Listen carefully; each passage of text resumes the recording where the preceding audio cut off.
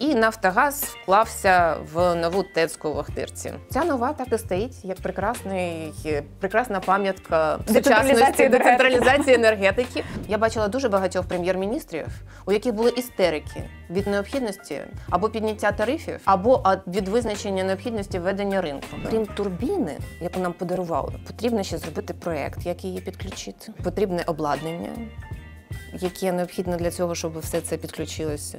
Ну і клепка в голові, як це зробити. Тому якщо продовжують управляти там містом і громадами люди, які управляли там в 90-х, то, на мій погляд, навряд чи в них буде бажання щось змінювати.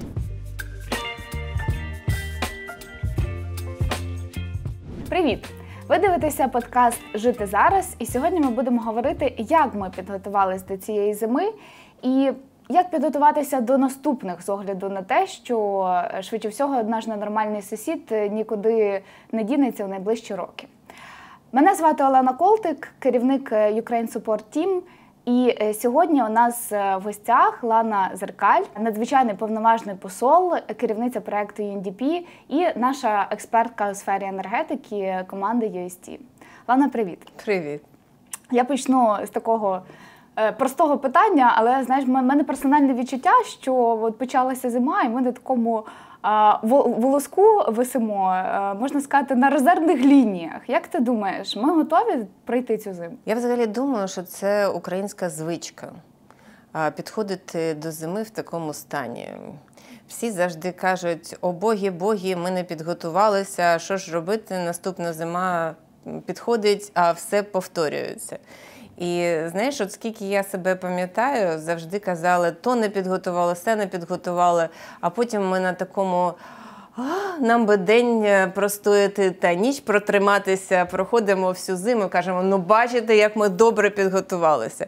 Ну, тобто, насправді, мені здається, що з цією зимою так само, але в нас просто більше факторів невизначеності, які ми не можемо передбачити. Тому, наприклад, в UNDP ми робили 4 сценарії того, як можуть розвиватися події, пов'язані як з обстрілами, так і взагалі зі станом готовності системи, а крім того, ще з наявністю необхідної кількості вугілля або газу і інших того, що можна спалювати. Да. Але, знаєш, в мене стійке враження, що ми просто відбудовували цей рік, те, що було зруйновано. У нас або взагалі, або майже не було якихось інноваційних нових проєктів, нових рішень, енергоефективних проєктів.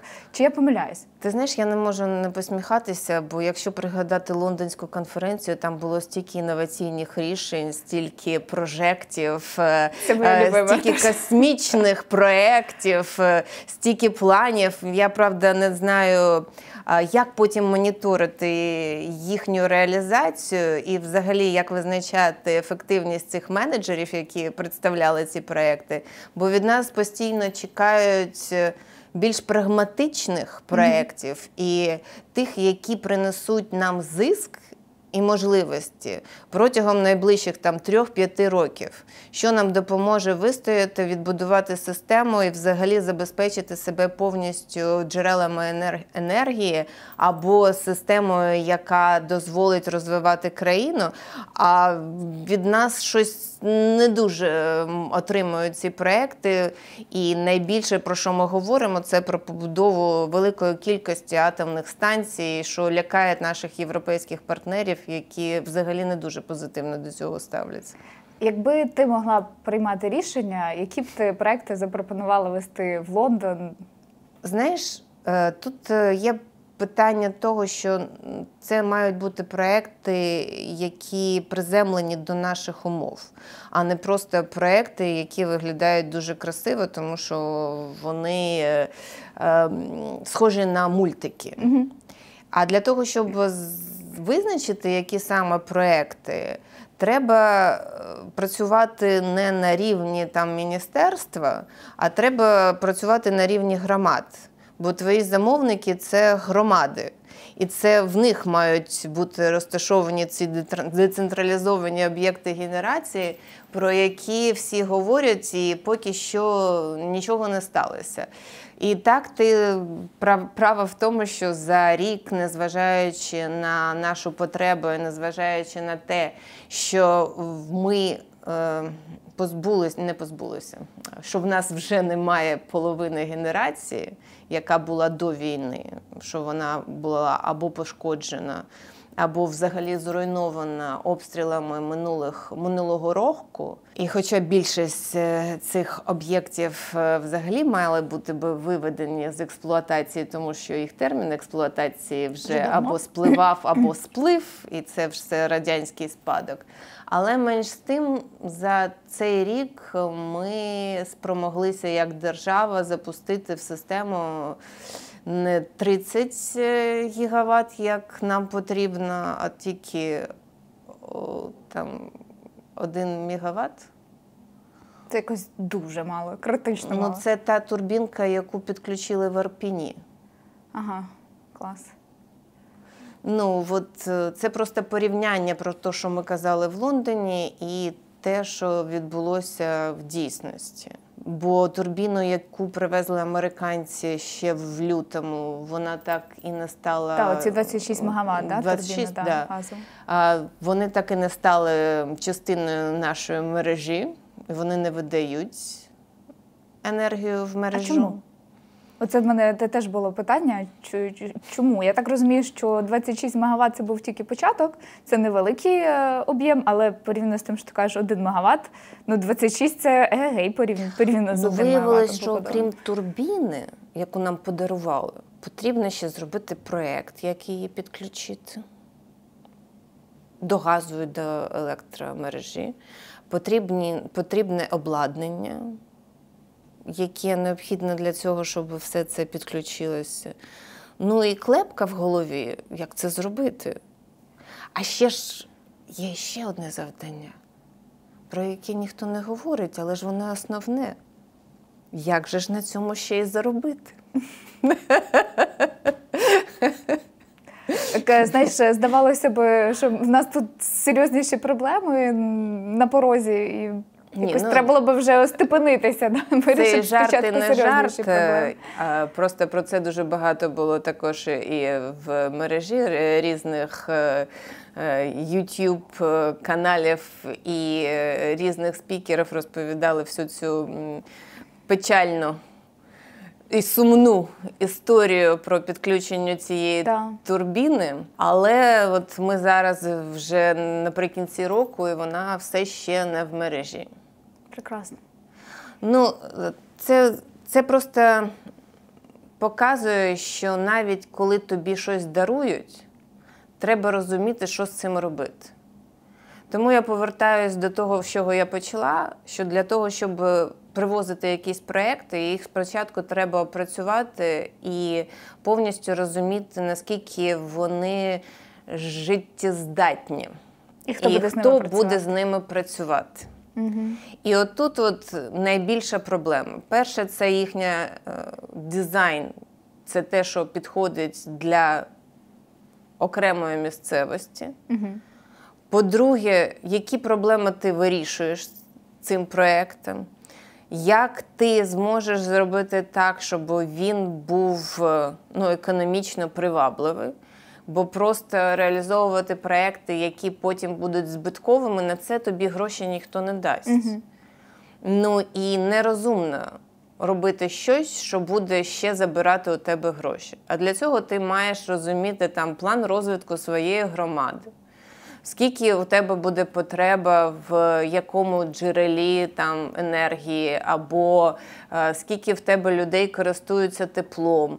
І чи потрібна тобі якась когенерація, яка буде виробляти електричну енергію і тепло, і ти зможеш з цього використовувати для опалення і для гарячої води постачання, і що ти зможеш замінити, утилізувати.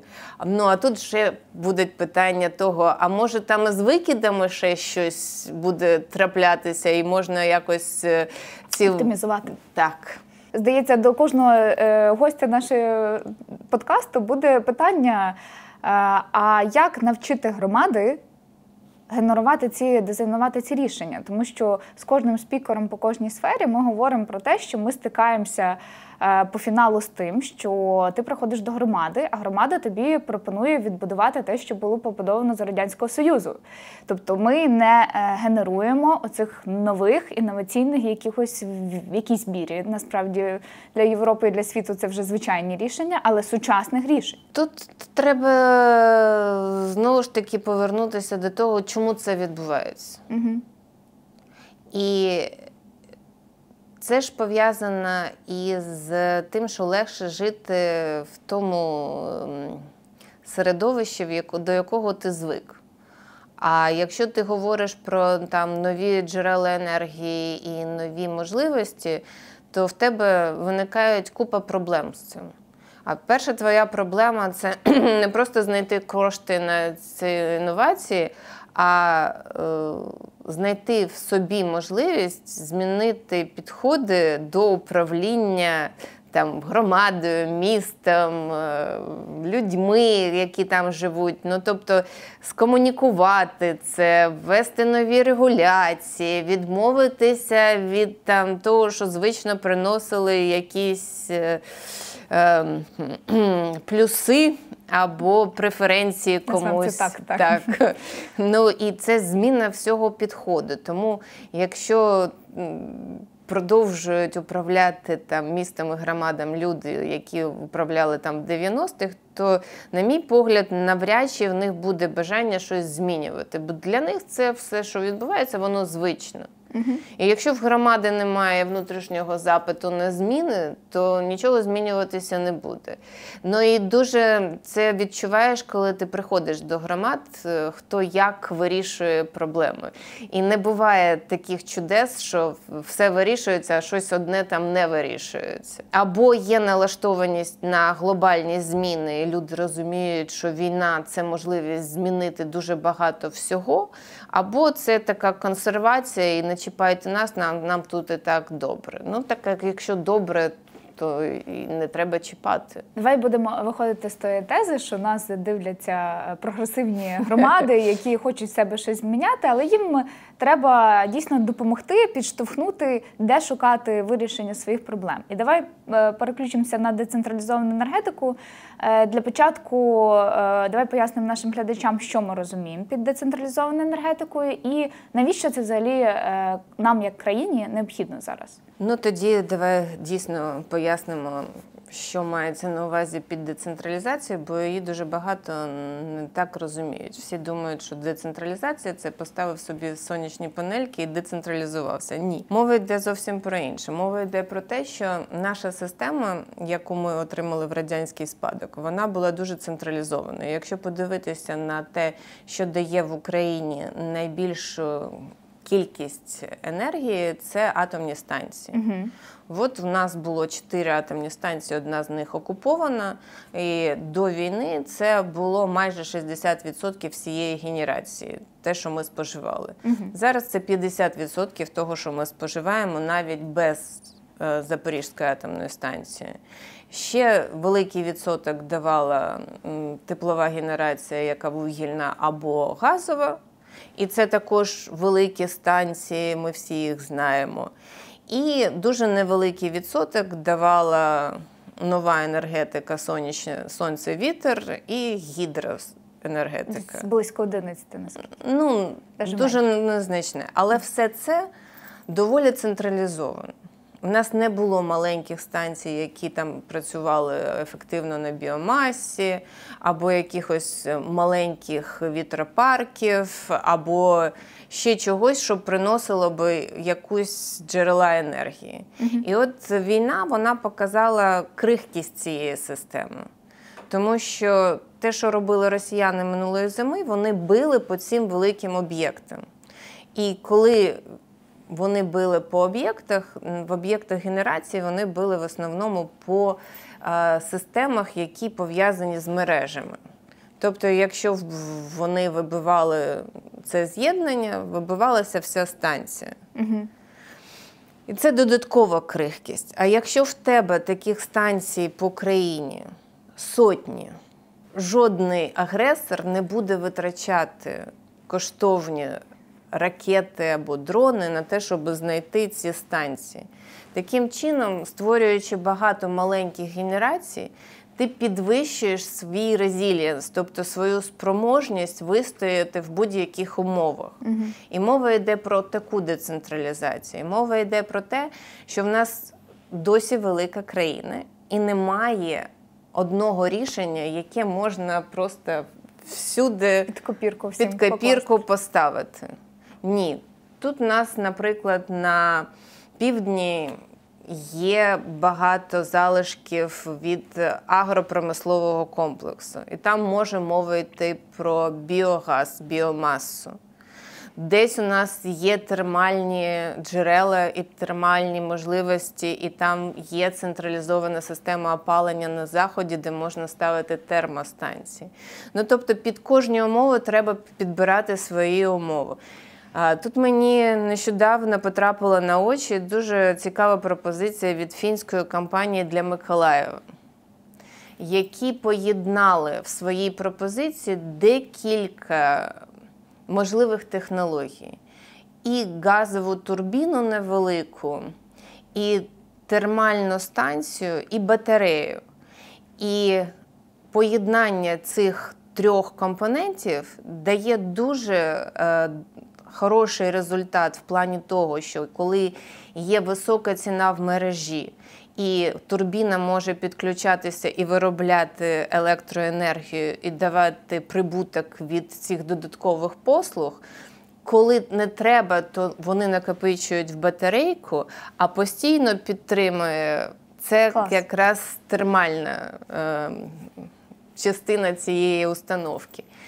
І розумієш, насправді, от ти дивишся на те, як інженери пропонують свої рішення, і розумієш, що вони виходили там з кількості населення, з кількості виробництва, скільки треба дати в мережу і скільки треба використати на обігрів міста. І в них складається ця цілісна картинка. І ти розумієш, що от таке рішення, воно, ну, те, що називається англійською tailor-made, ну, тобто, а українською це воно пошито і підготовлено для цієї громади. І так само можна працювати з різними можливостями і технічними рішеннями для потреб громад або об'єднання громад на всій території України. Але для цього треба піти в спілкування, отримати готовність від громад реалізовувати ці рішення.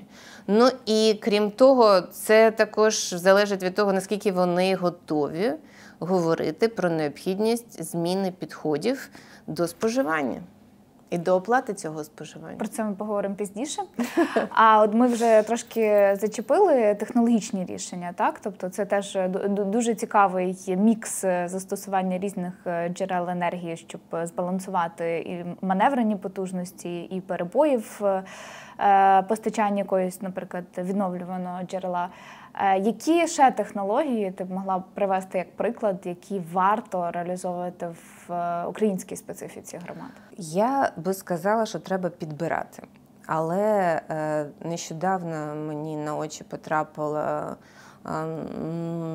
нова робота датського проєкту, який підготував каталог різних технологій, які дуже добре себе зарекомендували вже в них на ринку, а Данія, вона дуже просунута по різним технологіям новим.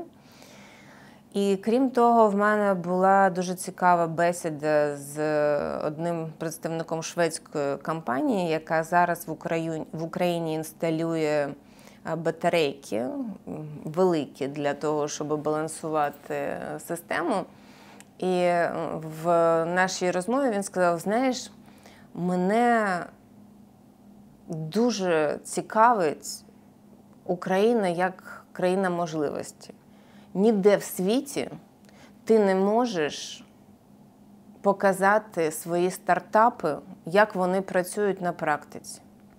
А у вас зараз є така можливість.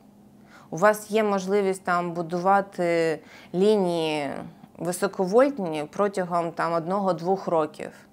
А в Східній Європі це займе 5-7 років, а в Німеччині ніколи. Тому що там вже все воно стале і незмінне. А в нас зараз, да, ми переживаємо дуже складний етап, але цей етап дає нам можливість перескочити через декілька кроків і вийти попереду більшості країн Європи, тому що ми не так зарегульовані, насправді. В нас набагато легше реалізовувати нові технології, і потреба в цих нових технологіях буде цим драйвером для того, щоб приходили. Але тут дуже багато залежить від місцевої влади. От, власне, моє питання, а як, ми теж задавалися цим питанням, якраз повернулися з ребілду, дуже багато міжнародного бізнесу, який демонструє себе, демонструє свої технології, можливості, але вони всі до нас підходили і питалися, а як з вами працювати? А які є можливості? От як ти бачиш, що ми би мали створити з своєї точки зору, з своєї сторони, для того, щоб відкрити можливості заходити в міжнародному бізнесу і працювати з нами? Зараз в мене ще є один проєкт, це Ukraine Facility Platform. Це платформа, на якій ми збираємося зустрічати бізнес український, західний і місцеву владу для того, щоб забезпечити якраз цю синергію і знайти спільну мову. Тому що дуже часто відсутність спільного розуміння потреб і можливостей перешкоджають реалізації дуже цікавих проєктів. Те, що дуже лякає західних партнерів, це необхідність пошуку якраз рішень з місцевою владою по виділенню землі, наданню дозволів. Тобто це їх найбільші страхи, навіть більше, ніж війна. Тому що відсутність чітких правил і транспарентності прийняття рішень і передбачуваності цих рішень їх відлякує. І поки в нас не буде зацікавленості, яка має свій прояв у відкритості прийнятті рішень, то ми будемо відлякувати від себе бізнес іноземний. Це, знаєш, щось треба міняти в головах, тому що якщо говорити про землю, про виділення під проекти якоїсь землі, це завідомо була якась дуже корупційна історія. Більшість іноземних бізнесів розверталися і йшли від нас, то що від них зразу щось вимагали, просили, чи там взагалі не могли знайти навіть спільну мову, як це запросити. І досі це для них таке жахіття, яке їх тримає від того, щоб вони самі залучалися до інвестування і до проєктів. І вони досі шукають, може буде хтось місцевий, хто це все зреалізує, а вони там дадуть тільки свою технологію. Але це затягування часу і удорожчання технологій. Це точно. І тому ми і намагаємося зараз поєднати зацікавлену місцеву владу з іноземними компаніями для того, щоб одні почули інших. Тому що так, є проблеми, які потребують системного рішення, типу тарифів, типу формування планів на майбутнє, оскільки навіть, ти ж знаєш, що спалювальні заводи по сміттю, вони також залежать від планів і від тарифів, і від багатьох чинників, які досі не реалізовані в Україні. І я знаю багато іноземних компаній, які б хотіли зайти, але вони кожного разу кажуть, так, ви ж не передбачувані. У вас через кілька років буде нова рада чи новий мер і скаже, ні, мені це не потрібно, і все, що ж ми з цим будемо? І що ж ми з цим будемо робити?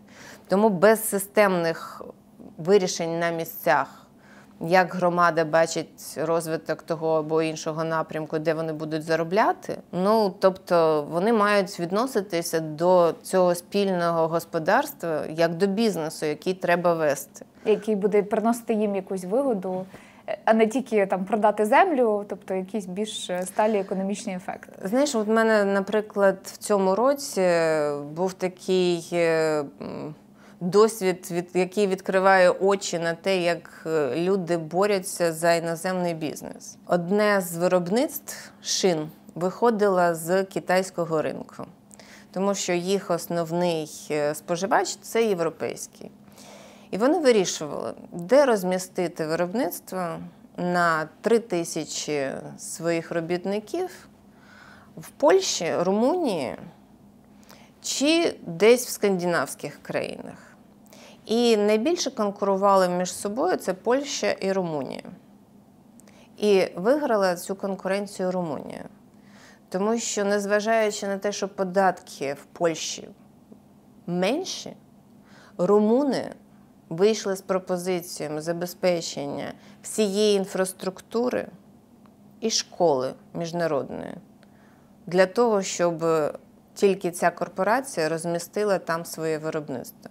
Бо вони підрахували, скільки може це виробництво їм принести у місцевий бюджет, і визначили, скільки це створить робочих місць.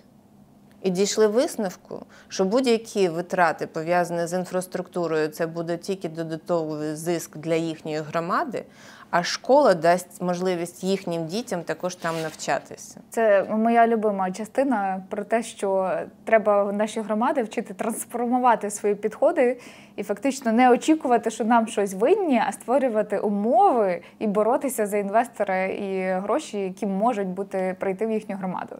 Це також питання віку. Тобто, якщо ти продовжуєш бути підлітком, то ти цього не зможеш зрозуміти. Поки ти не береш на себе відповідальність і не починаєш думати, так, а якщо я зроблю отак, що це буде там в одному кроці, а що це дасть на 2 кроки попереду. Ну, це можливість збільшувати кількість кроків, на які ти можеш подумати, вона дуже важлива. Так. Це не про вік. Це точно не про вік. Окей, дивись, дуже теж важливе питання. Власне, чому таких проєктів зараз в Україні можна там на пальцях одної руки перерахувати взагалі невеликих децентралізованих проєктів? Ми обговорили якісь корупційні ризики, відсутність системності, розуміння, як планує громада своє життя. Які б ти ще могла виділити причини відсутності цих проєктів зараз до війни? Чи, можливо, на щось було і просто не вдалося його запустити?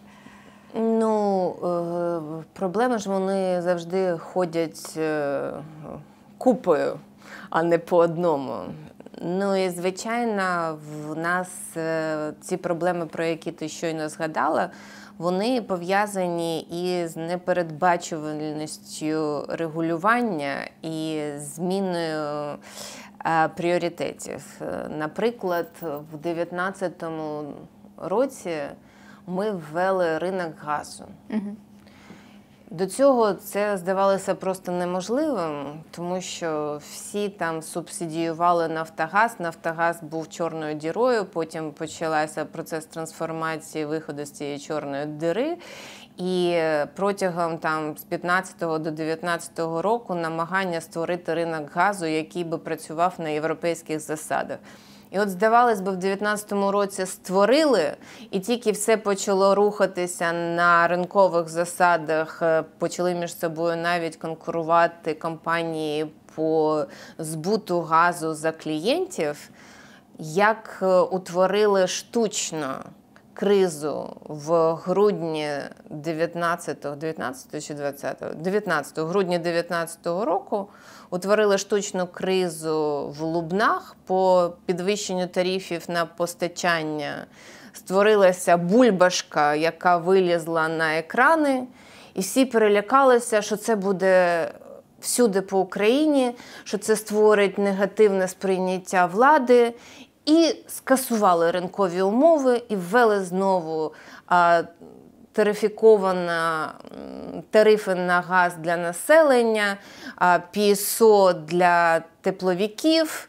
І в нас почала зростати шалена чорна діра в цьому напрямку. А за цей час чомусь вирішили, що треба побудувати там новий завод в Охтирці, ТЕЦ-ку нову, на біогазі, що вона буде ефективною, що вона буде новітньою. І Нафтогаз вклався в нову ТЕЦ-ку в Охтирці. А стару за цей час також трохи поремонтували, а тут дешеві ціни на газ. Ну і що? Ця нова так і стоїть, як прекрасна пам'ятка децентралізації енергетики. А стара, неефективна, спалює дуже багато газу, але за цей газ можна не розраховуватись і не сплачувати, бо ніхто не відключить, бо у нас війна. Ну і все. От такий у нас є досвід таких проєктів. Тому нам треба і зрозуміти, що там було не так, чому цей проєкт не зреалізувався. Ну і зрозуміти, що такі проекти неможливо реалізувати, якщо в тебе немає розуміння, де ти береш необхідні джерела енергії для цієї установки, і скільки ти виробляєш, і чи зацікавлена в цьому місцева влада, чи не зацікавлена, і як ти укладаєш довготермінові контракти. Тому що всі ці інвестиції, вони не дуже швидко окуплюються. Вони потребують і визначення тарифів, і споживачів, і того, на чому вони будуть працювати. І все це довготермінові такі проекти. Я так розумію, основною причиною, якщо ми беремо кейс Охтирки, це те, що біогаз, біомаса, яку побудували, вона виходила дорожче, ніж знов переключитись на дешевий газ на державних субсидіях. Так? І от, знаєш, в нас прийняте це враження, що відновлювані джерела енергії, ще нам дуже довго роками розказували про цей зелений тариф, як всі на ньому крадуть, заробляють і так далі. І в нас склалася така, мені здається, в головах українців бульбашка, що зелена енергетика, вона дорога. А ми, знаєш, готуючись до нашої розмови, поцікавилися, а скільки обходиться зараз обслуговування генераторів. І дуже цікаві цифри у нас вийшли, що кіловат великого промислового генератора використання коштує десь близько 15 гривень за кіловат. Маленький, той, що ми привикли бачити біля магазинів, зараз ставлять десь 20 кіловат.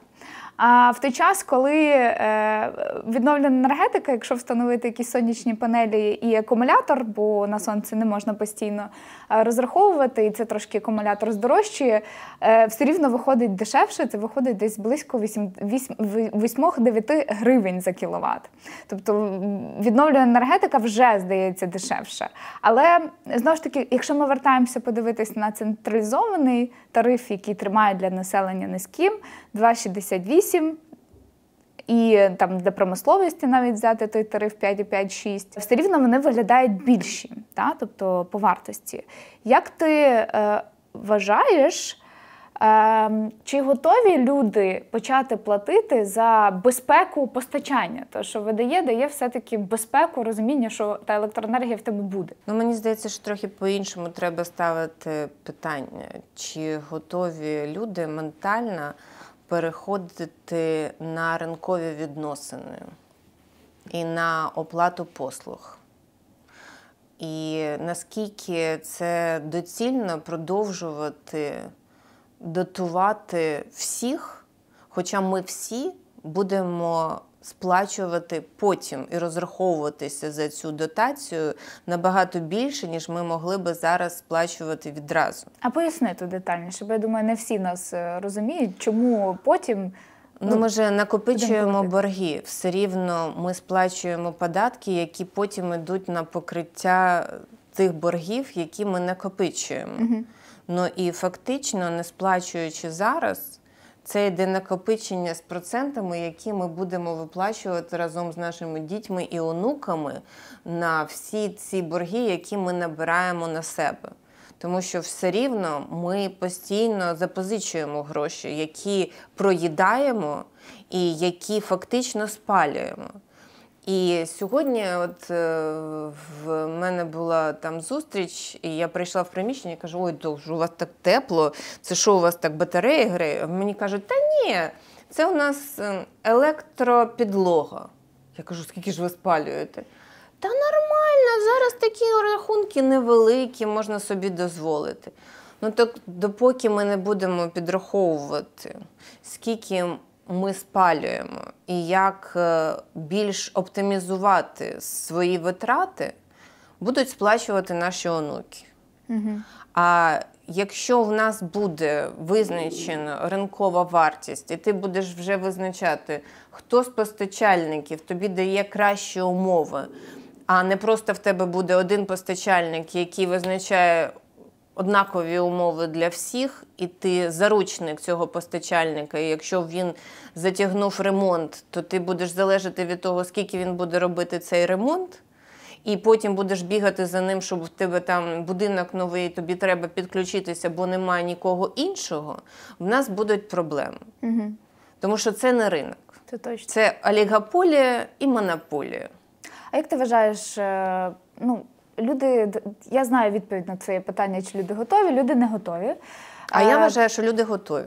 А я вважаю, що якраз минулий рік і наша готовність забезпечувати себе генераторами, джерелами енергії, і якраз довела, що ми потенційно готові, не готова влада. Треба відкривати рубрику опитування для глядачів. Ні, не готова влада, тому що дивися, от ти сама зараз сказала, скільки коштував кіловат з використанням генератора. У когось виникало питання, мені вести бізнес або не вести, тому що це дорого? Ні. А наші українці, які їдуть за кордон, і яких зараз там мільйони, вони влаштовують бунти, що вони не будуть сплачувати рахунки? Не влаштовують. Тобто ти вважаєш, що в нас просто не вистачає політичної сміливості прийняти складне рішення? Так. Я більш ніж впевнена. Я бачила дуже багатьох прем'єр-міністрів, у яких були істерики від необхідності або підняття тарифів, або від визначення необхідності введення ринку. І знаєш, що відбувалося? А нічого не відбувалося. От як в цьому році підняли тариф, як типу на ремонти. Було декілька негативних публікацій. І нічого далі не сталося. Звичайно, гроші пішли не на ремонти, але це інша історія. Це цікава теза. Подивимося, чи в нас вистачить сміливості, але от, я впевнена, що не вистачить. Не вистачить, так, але це про негатив. Давай, ще мене цікавить одне таке питання. Просто в нас вже є реальні спостереження, якщо проаналізувати цифри, скільки коштує цей кіловат, підключившись до ВДЕ, ми бачимо тенденцію, що багато бізнесів починають напряму підключатися до відновлюваних джерел, сонячних станцій, заключати прямі договори, підключатись напряму. І це дає розуміння, що вони рано чи пізно почнуть відключатися від загальної енергомережі. Ми будемо втрачати споживача. Не почнуть. Чому ти так думаєш? Тому що це все ринок. Якщо їм буде вигідно продавати в пікові години електроенергію в мережу, це стане додатковим їхнім бізнесом. Вони будуть ставити накопичувачі і працювати і в цьому режимі також. Тому що бізнес – це не тільки пряме використання того, що в тебе є. Ти використовуєш всі можливості. І якщо в тебе є джерела енергії, ти їх також використовуєш для підняття своїх прибутків. Так працює бізнес. Балансування. Тобто ти бачиш, що будуть все рівно балансувати, звичайно, і вже створені всі умови, наприклад, для технопарків, для того, щоб вони також і були гравцями на ринку електричної енергії. Добре, а от дивися, зараз дуже багато тенденцій через блекаути підстраховувати соціальну, критичну інфраструктуру, теж встановленням гібридних, наприклад, сонячних станціях. Ти теж вважаєш, що вони будуть переключатися за нормальних умов мережу віддавати?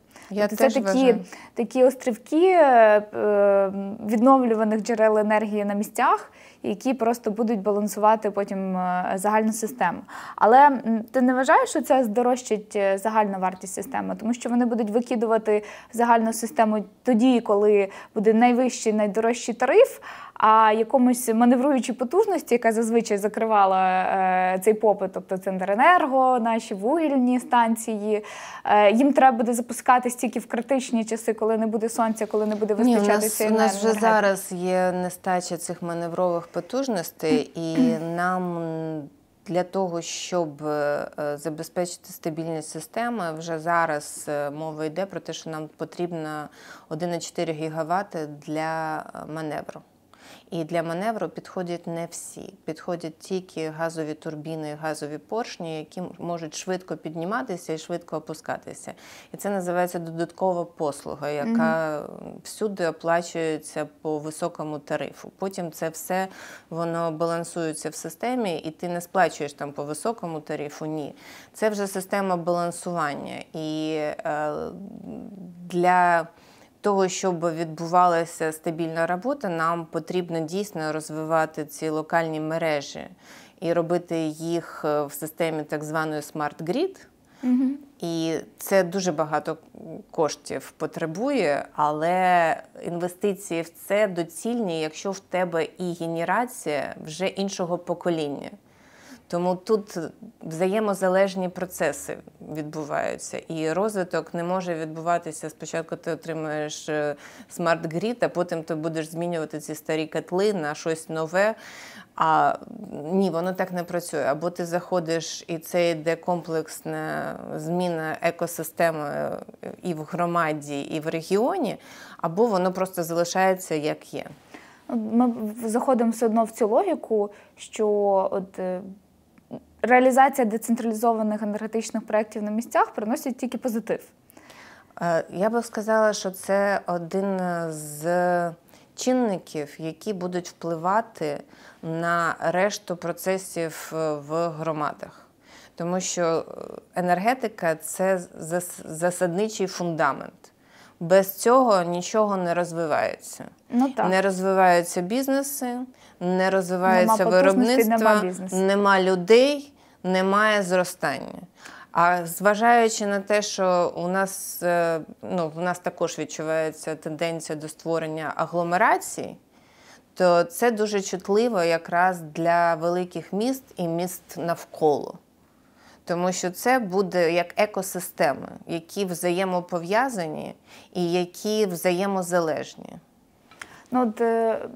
Це все дуже правильно звучить, але в мене питання, насправді, ми розуміємо, що ми стоїмо на порозі нових блекаутів цього року, тобто якщо навіть вони не зараз будуть швидше всього в лютому, за оцінками експертів. А в мене питання, а хто відповідальний, що цих проєктів в нас по децентралізації досі немає?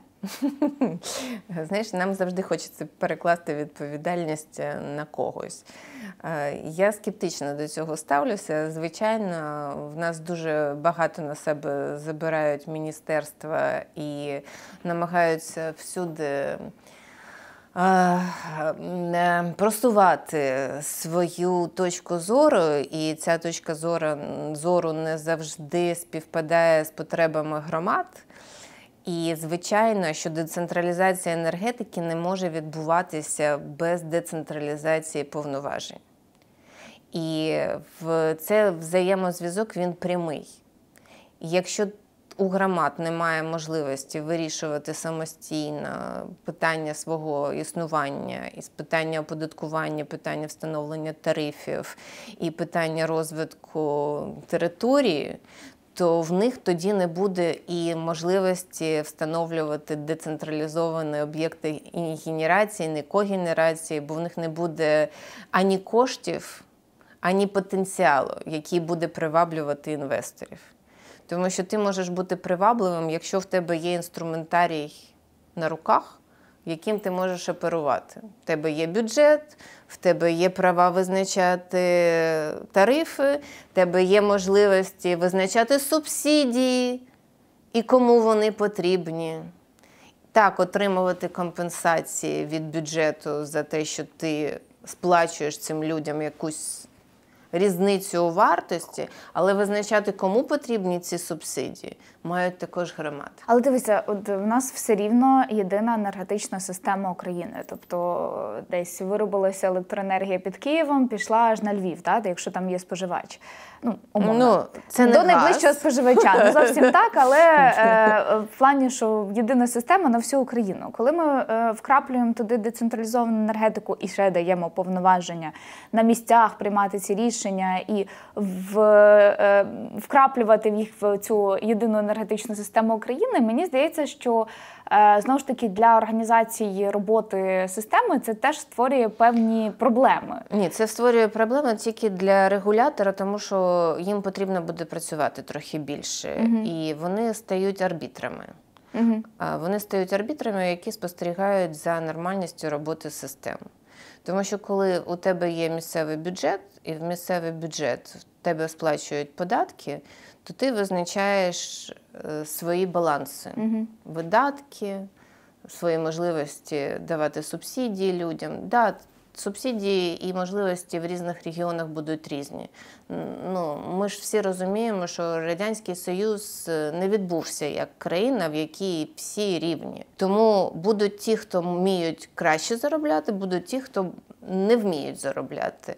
Але в них буде приклад перед очима, як зробити так, щоб розвивати свою громаду і що для цього треба зробити. А для людей в цих громадах також будуть питання, чому наші очільники не такі ефективні, як в громаді в сусіді. Чи в сусіда краще, ніж на наша історія. І це буде підштовхувати до змін, тому що не можна жити в епоху індустріальну і не змінюватись, і вважати, що хтось тобі щось принесе і щось подарує.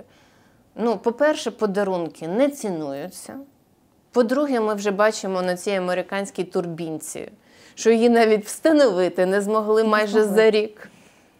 А коли це буде твоє, і твоя громада спитає тебе, а чому ж ти таку штуку купив, що ти не можеш її використовувати?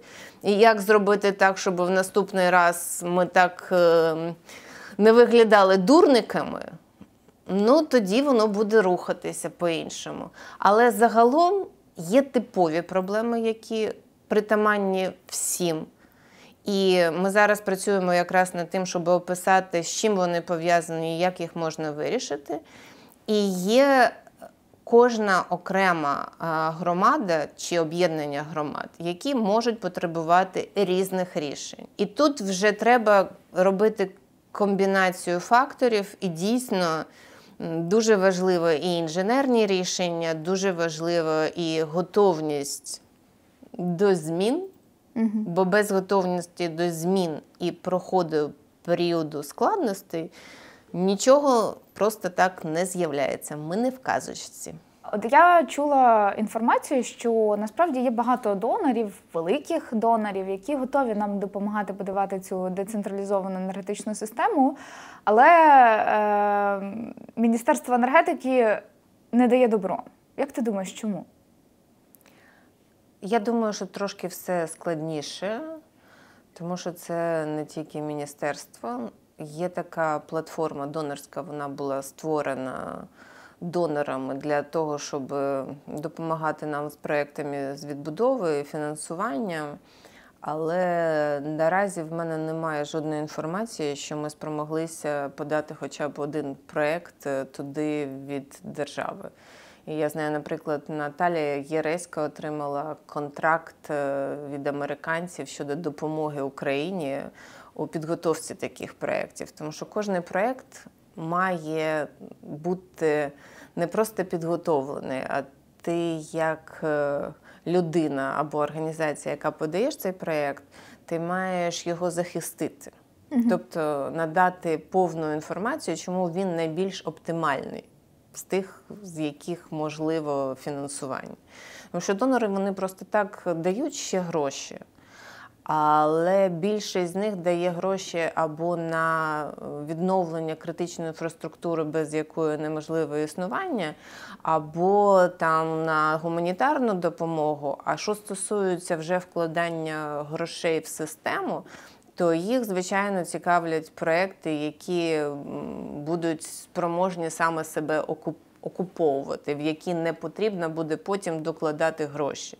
І це не означає, що все треба буде сплачувати або брати кредити. Ні, там можливо розбивати на деякі частини, частину грантову, частину кредитну, але це означає, що потрібно зробити спочатку pre-feasibility, тобто підготовчу роботу, потім ТЕО, потім зробити вже проект на підставі цього ТЕО, який буде передбачати всі вимоги, які звичайні фінансові інституції ставлять до проєктів.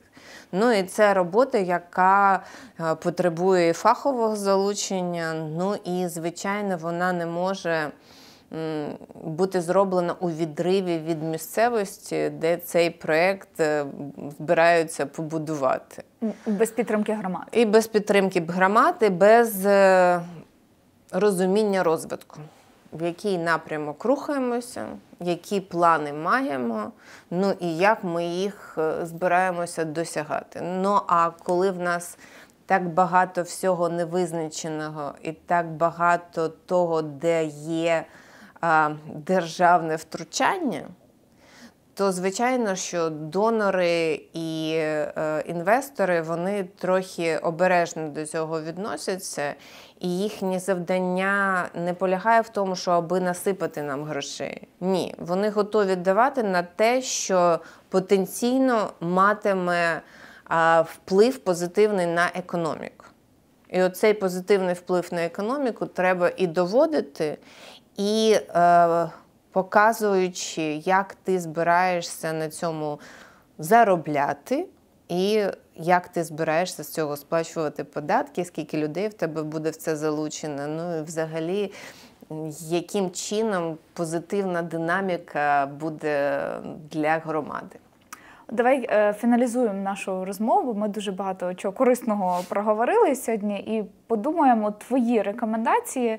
Зараз вже пізно готуватись до зими, але в нас наступна зима нікуди не дінеться. Що би ти рекомендувала, наприклад, зі своєї точки зору, нам необхідно буде зробити до наступної зими? Тут я можу сказати, одягнувши шапочку UNDP, проекту ПРООН, що зараз в цю зиму ми будемо в Київському регіоні реалізовувати маленький пілотний проєкт.